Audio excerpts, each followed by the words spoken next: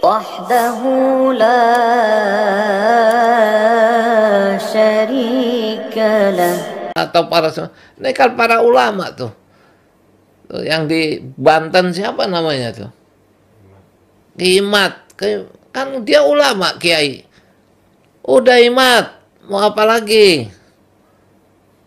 Coba berita Rasulullah, hati-hati, umur lu nggak lama lagi, sebentar juga hilang. Gitu. Nah, maka itu sebaiknya gunakan yang baik, kasih contoh yang bagus, peninggalan yang bagus.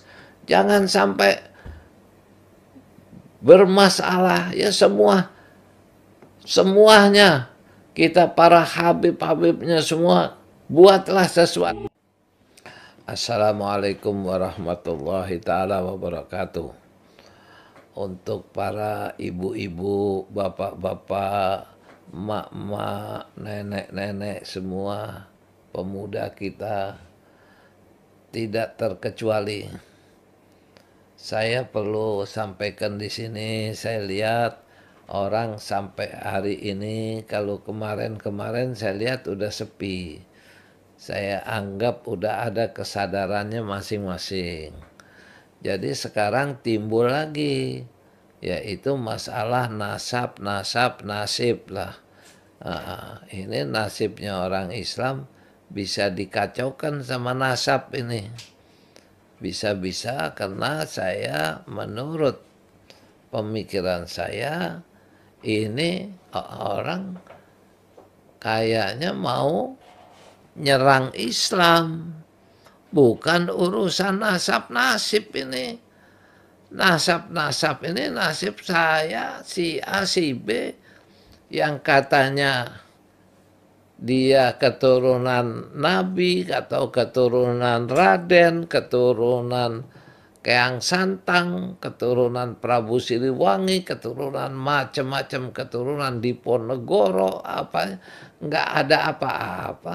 Yang jalan biasa, yang dianggap keturunannya biasa, nggak ada juga kelihatan hormat, saling menghormati yang berlebihan. Kecuali kalau dia bernasab kepada Rasulullah, kepada Nabi Muhammad, lantas dia seorang yang alim, ya kan, yang alim, orang yang baik, dan orang itu alim, pengetahuan agamanya tinggi. Ya dia dihormatin, paling orang datang cium tangan segala macam. Coba kita lihat orang Inggris, orang Eropa, kalau menghormat orang, ya kan, dengan sarungnya itu nunduknya sampai ke bawah, melebihi kita cium tangan aja. Kalah, nunduknya luar biasa, ya kan. Dan kepercayaan orang Jawa di zaman dulu kalau lagi menghormat orang sampai begitu ke bawah meningginya penghormatannya. Alhamdulillah setelah ada Islam, nah agak berkurang jauh gitu. Dan itu apa urusannya dengan ini kita semua? Jangan dibawa-bawa ke sana, lama-lama kita lihat ini mau ngerusak agama ini. Ini memang nanti lama-lama kita ini Nabi Muhammad yang akan sasarannya akan dijelek-jelekan. Pasti ke Nabi Muhammad nanti larinya. Sebab Islam kan sumbernya Nabi Muhammad. Kalau nggak ada Nabi Muhammad, nggak ada Islam. Karena Allah ciptakan Nabi Muhammad itu sebagai kekasihnya. Makanya diciptakan Allah itu semua umat Nabi Muhammad yang berselawat, ya kan, itu yang basah selawatnya, itu insya Allah nggak akan kena api geretan juga, enggak lah. Kalau basah lidahnya dengan selawat kepada Rasulullah, Allahumma salli ala Muhammad wa ali Muhammad, Allahumma salli ala Muhammad, itu diperbanyak. Jangan akhirnya selawatnya mau orang mau dilarang supaya benci, nanti jangan selawat. Kenapa? Benci kepada Rasulullah lagi nanti. Apakah itu baik apa enggak? Sedangkan Rasulullah itu sendiri tidak suka orang yang suka dengki kepada kita, dilarang itu kalau ada kedengkian. Makanya saya lihat orang yang membahas selawat-selawat begitu, lama-lama saya lihat alhamdulillah, saya nggak tahu siapa yang negur, tapi mungkin dia dapat peringatan dari alam. Ada yang kena penyakitan, ada yang rubuh, belum waktunya mati, udah keburu mati, ya kan? Nanti ini semuanya coba yang begitu tuh, bisa sial dangkal tuh kalau saya bilang tuh, ya.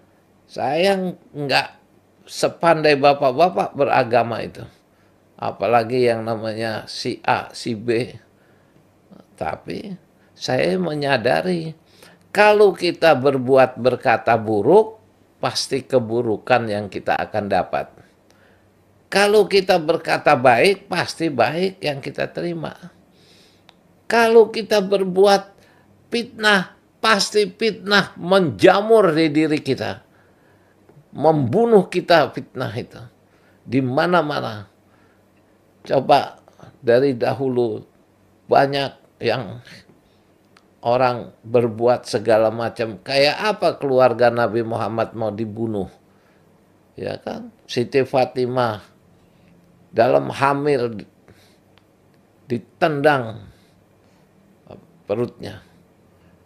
Ya kan? Sayyidina Hasan, Sayyidina Ali dibunuh, ditusuk.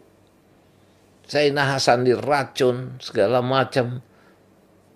Sayyidina Husain dipenggal kepalanya. Masa cinta kepada keluarga Rasulullah nggak mau memperingati wafatnya Husain? Padahal dibunuh dengan katanya kita umat Muhammad. Tapi di mana kecintaan kita kepada Nabi Muhammad? Nggak ada. Sebab Karbala aja nggak tahu diperingati. Masih hebat itu orang Bengkulu tuh. Kalau memperingati hari Karbala itu dari 1 sampai 10 Asyura. Diangkat itu. Segala macam sampai dibuang ke laut. Bapak datang aja ke Bengkulu sana.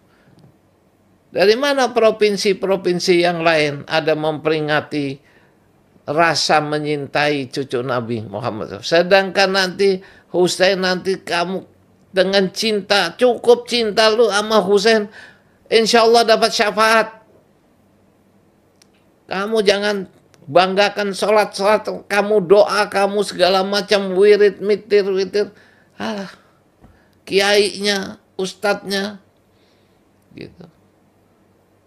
Siapa aja, mau Muhammadiyah, mau NU, mau apa. Kalau bisa menghormati Rasulullah. Bapak-bapak coba lihat, Rasulullah bilang apa? Aku tinggalkan engkau 2 wasiat. Ya, aku akan tinggalkan wasiat. Siapa berpegang teguh, dia akan berjaya. Yaitu Al-Quran, kalamullah, dan keluargaku, ahli baitku. Ya. Kok sekarang orang malah mau hina-hinain?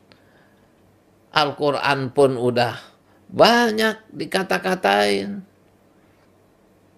Ya, saya sebagai orang, hanya saya ngomong ini kesadaran. Paling nggak sadarlah para ulama kita atau para, ini kan para ulama tuh. Yang di Banten siapa namanya tuh? Imat. Kan dia ulama, kiai. Udah Imat, mau apa lagi? Coba berita Rasulullah, hati-hati, umur lu nggak lama lagi, sebentar juga hilang. Gitu. Nah, maka itu sebaiknya gunakan yang baik, kasih contoh yang bagus, peninggalan yang bagus. Jangan sampai bermasalah, ya semuanya kita para habib-habibnya semua buatlah sesuatu yang hak, yang baik, yang benar untuk kepentingan kebenaran. Lihat masyarakat kita, lihat tentara kita, Masya Allah, bagaimana itu di Palestina ikut perang segala macam. Dan sekarang yang kita hina dulu orang Yaman, ya kan? Akhirnya Yaman tuh yang pukul kapal besar Amerika, yang hajar terus, pukul segala macam. Sampai sekarang juga dengan militer tentara Indonesia yang luar biasa. Coba ada orang yang disiksa, yang dibunuh setiap hari segala macam, nggak bisa nolong mereka kamu. Sampaikan itu, Amerika takut. Nyampein gitu, ngatain orang Israel aja takut. Bilang, Israel jangan lu bunuhin. Masyarakat nggak punya apa-apa, nggak punya senjata, nggak punya, jadi pembunuh kamu. Gimana? Kira-kira, kok nggak ada suara itu? Itu kasih makan tuh buat anak yatim, misalnya. Jangan cuman kita gembar-gembor untuk semua mencari ini aja. Kamu sangka takut kamu sama Israel, pada takut, malah rakyat biasa pada berani. Militer Indonesia yang nggak disangka-sangka. Siapa nyangka militer Indonesia berani menghajar begitu, memukul sampai itu. Semua Allah kasih kesadaran. Itu orang-orang yang perang begitu, udahlah dong. So, agama kita jangan kamu beryakin bahwa agama kamu akan menyelamatkan kamu. Enggak, perbuatan kamu yang akan menyelamatkan kamu. Kalau kita berbuat baik, ya kita akan baik. Yang besar kita harusnya kecilkan, yang kecil padamkan. Udah, yang ada begitu. Jadi saya ingat begini, mohon jangan berlanjut lagi. Insya Allah kalau saudara nggak mau kena bala, nggak mau kena nggak mau kena celaka, berhenti. Kalau nggak berhenti pada celaka, nanti kamu bilang saya lagi nyampein.